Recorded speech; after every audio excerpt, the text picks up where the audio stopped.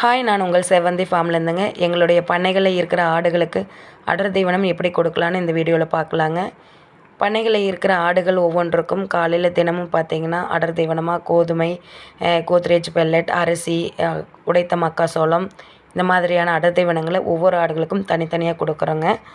அப்படி ஒவ்வொரு ஆடுகளுக்கும் 100 கிராம்லேருந்து 200 கிராம் உடல் எடை பொறுத்து கொடுக்குறோங்க. இப்படி ட்ரையாக கொடுக்கறதுனால ஆடுகள் விரும்பி சாப்பிடுதுங்க.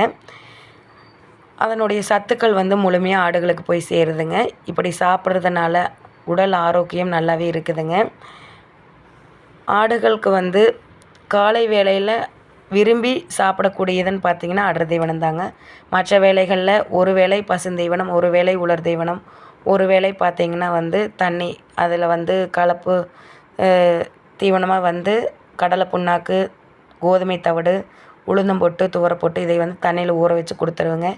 இப்படி முறையாக பராமரிச்சுட்டு வந்தால் ஆடு வளர்ப்பில் கண்டிப்பாக லாபம் மட்டுமே பார்க்கலாங்க.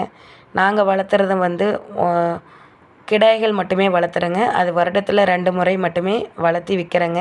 ஏன்னா நாங்கள் 6 மாத குட்டிகளாக வாங்கி ஒரு 12, 13 கிலோ எடையுள்ள ஆடுகளை மட்டுமே தேர்ந்தெடுத்து வாங்குறேங்க. நல்ல தரமான ஆடுகளை வாங்கி வளர்த்துறேங்க. 6 மாத குட்டிகளாக வாங்கினா இன்னொரு 6, 7 மாதம் வளர்த்தி 25 கிலோ எடை வர்ற வரைக்கும் நாங்கள் வளர்த்தி விற்றுருவோங்க. தாயாடுகளை வாங்கி வளர்த்துறது கிடையாது. ஒன்லி கிடாய்கள் மட்டுமே நாங்கள் வாங்கி வளர்த்திட்ருக்குறோங்க. இப்படி வளர்த்துறதுல எங்களுக்கு லாபம் மட்டுமே கிடைக்கிதுங்க.